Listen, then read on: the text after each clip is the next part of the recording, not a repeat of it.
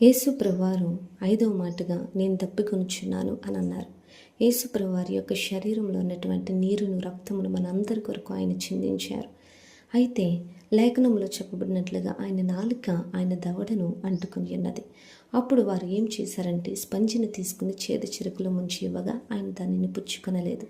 యేసు ప్రభువారు సమరయ స్త్రీతో మాట్లాడిన సందర్భం మనం జ్ఞాపకం చేసుకుంటే, సమరయ స్త్రీ నీళ్ళు తోడుకుంటా ఉంటే యేసు ప్రభువారు అంటారు, అమ్మా నీవిచ్చు నీళ్ళు నేను తాగితే నేను దప్పికొంటాను, నేనిచ్చు జీవజలములను నీవు త్రాగితే మరన్నడూ నీకు దప్పిక కలగదు అనగానే ఆమెలో ఒక ఆశ పుట్టింది. అయ్యా ఆ నీళ్ళేవో నాకు ఇవ్వి, ఈ లోతైన బావిలో నుండి నేను నీళ్లు తీసుకుని తోడుకుని నేను త్రాగలేకపోతున్నాను, పట్టుకెళ్ళలేకపోతున్నాను అని అనగానే యేసు ప్రభువారు అంటున్నారు, అయితే నువ్వు వెళ్ళి నీ పెనిమిటిని నువ్వు తీసుకురా అంటే ఆమె అంటది, నాకు పెనిమిటి లేడయ్యా. అప్పుడు యేసు ప్రభువారు అంటారు, నీకు 5 పెనిమిట్లుండిరి, ఇప్పుడున్నవాడు కూడా నీవాడు కాడు అని చెప్పగానే ఆమె రహస్య జీవితమును ఆయన చెప్పగానే ఆమె హృదయం తెరవబడింది.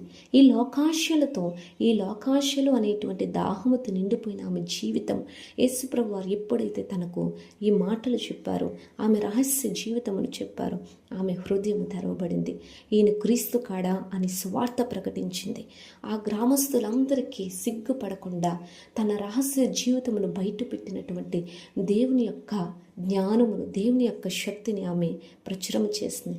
యేసు ప్రభువారు ఇశ్రాయేలులో దాహమునకు నీళ్ళమ్మని అడిగితే ఎడారిలో ఏమీ లేని చోట, ఏమీ ప్రవహించిన చోట దేవుడు వారికి బండ నుండి నీళ్లను ఇచ్చారు. మోషే ప్రార్థన చేయగా దేవుడు బండ నుండి నీళ్లను వారికి ఇచ్చారు.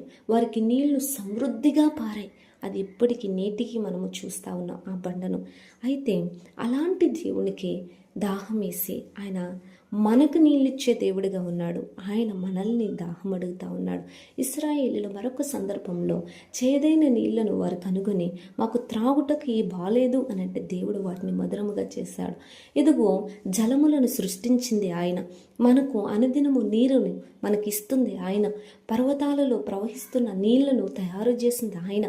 అయితే ఆయన మన కొరకు, మన తప్పిదముల కొరకు ఆయన శ్రమ నుండి మనుష్యులకు నీళ్లు తయారు చేసిన ఆయన, నీళ్లను అనుదినము అందించుచున్న ఆయన, ఉచితమైన కృప చూపుతున్న ఆయన ఈ 5వ మాటలు అంటున్నాడు, నేను దప్పికొనుచున్నాను అని ఆయన అంటున్నాడు.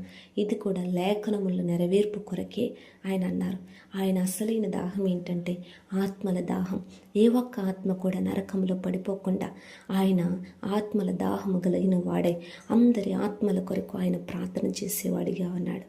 ఆమేన్.